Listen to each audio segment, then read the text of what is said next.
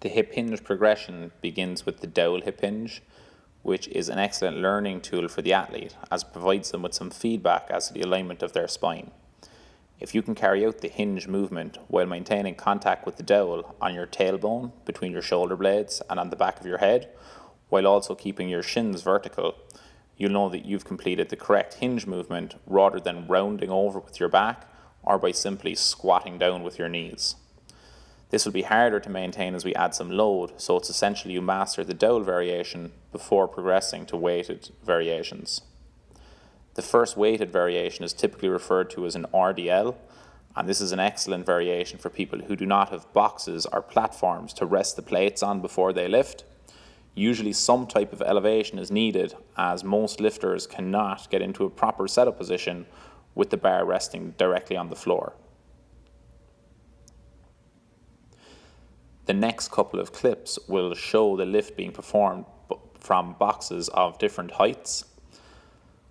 It's not the height of the box that's important, it's the position that you're able to maintain while you're completing the lift. So don't be afraid to err on the side of caution and use a box height that is on the slightly higher side to ensure that you're able to maintain the neutral spine that was demonstrated with the dowel, as opposed to trying to go too low, losing your posture, and then having less benefits from the lift and also increasing your chance of injury to the low back.